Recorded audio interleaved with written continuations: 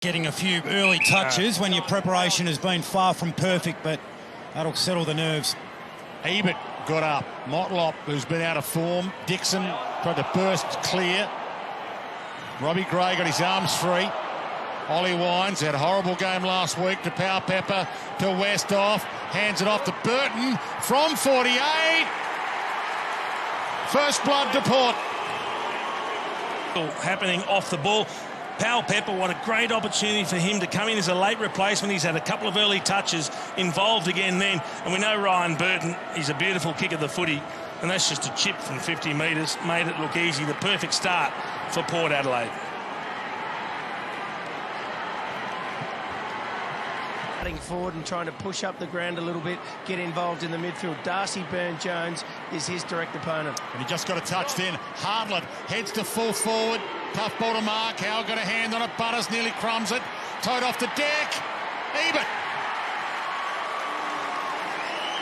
Feeling him in and getting to the dangerous space first, but he fought his way to become side by side and just halve the contest. Quite often as a forward, you obviously want to mark it every time, but your lot might just be to bring it to ground, and you sense his experience as a defender played a role there. Now Robbie Gray runs short. It's ignored. He goes longer to Howard. Greenwood tries to get back. Howard's hands. Awesome. And don't the fans love it, having him forward. Toes it. Motlop. Can he manufacture some magic? Pulls the kick, and he does to Sam Gray. Some say Motlop lucky to be in the lineup this week. He was the hero in one of the showdowns last year as Sam Gray just sneaks it in by a coat of paint. To Robbie Gray, to Dixon, who's still over the top, and Dixon's got it. That is brilliant. Brilliant movement of the Oh, he footy, and lets it Charlie over Dixon's too. not happy. Will they turn it over here? Will the umpire come in and take it off him? The skirmish. Why would you do that when you've got the footy? You're 30 out directly in front. Take your shot. Another one of the players that didn't play Showdown 1 this year, but he is a massive key if Port Adelaide is to rise this year. And it's a one-point game. Move and get out the back, and this is a brilliant kick into space for Charlie Dixon.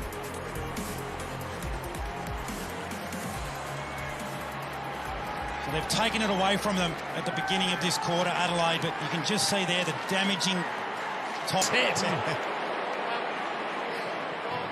Rosie heads to the lead, and Ebert again with the outstretched fingertip. He's come to his home, and this is for the lead, and Port Adelaide in front with 2.5 minutes to half-time. Amon, Butters, good run, Darcy Byrne-Jones. He looks for Lysette, who's run on. He's got a few hops back, big Lysette. Knee injury earlier, takes them on. He wants to equal Texas' moment.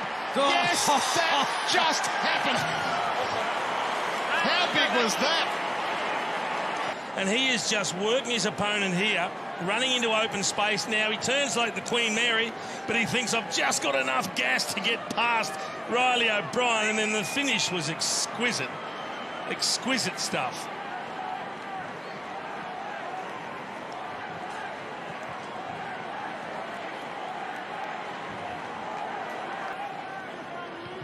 Hits a good spot with the kick. Westhoff. Big pack rises. Amon stayed down. Rosie, time to spend it wisely. And he is a brilliant finisher. Classy. The best position to kick the ball. You'll have it here. He should snap that. But he doesn't like his right foot. He's a left footer. So he says, I won't waste it. I don't think I can kick it. I'll keep the ball in play and try and provide an opportunity for a teammate. And even though it was a much tougher snap from Rosie, gee, there's some class about that, isn't there? Gray went back to Amon. Robbie Gray shrugs the tackle to Lysette. Byrne-Jones full of run, Port. Sam Gray pulls the kick, lace out with a ribbon on it to Westhoff. Jason Dunsell, the man who kicked 1,254 goals on the end of some of those passes in his career, and Westhoff drills it after being on the end of this one. Kept it in front. Greenwood just as committed. Free kick's been paid, it's got to be high, and it's Port Adelaide's way. Outside, they're smashing at the moment. 7 of the last 8 goals of the game. He opens up the angle of Sam Gray. Oh, there was nothing grey about it. How beautiful to watch was that? Last weekend, Ken Hinkley said we're not going to practice at all. He said we can't go any worse, so what's the point practicing? And now they're kicking them from everywhere. Burnt Jones. Gee, that's bold. Yep. Amon straight down the spine. Rosie.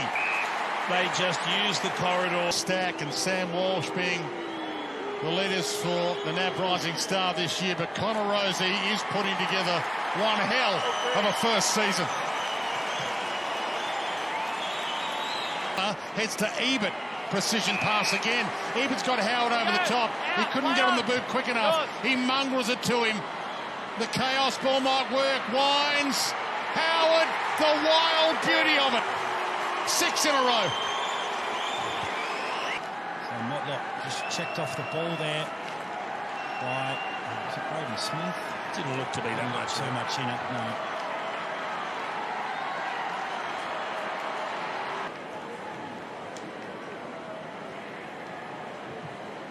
Amon scrambles it toward Ebert, and he wins himself a free. Yeah. Fought hard for front position. Obviously make a statement after a 100-point building today. Ebert keeps it low, and he's been magnificent today. We start to get some reward in this quarter as well, because we know the theme has been inside 50 dominance and an inability to hit the scoreboard efficiently. Run, little 1-2 with Lysette was delightful, and now he's got Butters in a one-on-one with Laird. Laird, Butters takes him on, takes off, has the Sharon, young gun, opens up the angle. Kid's good. The kid is really, really good. Like, it's the next wave of talent coming through. It's going to be so much fun watching them develop, and Butters is another one in that group, and they've got, you know, some really good players showing them the way. Winds off the carpet. Ebert. And he rolls it to half forward. Power Pepper, well, a goal would be just reward. He gives it up in the end. Rosie gives it back. SPP, Motlop, like shelling peas. You hand it around. Look at the spread. Look at the transition from the stoppage. Motlop runs past 1, 2 Adelaide players, crosses 50 now. That's not great if you're in Adelaide.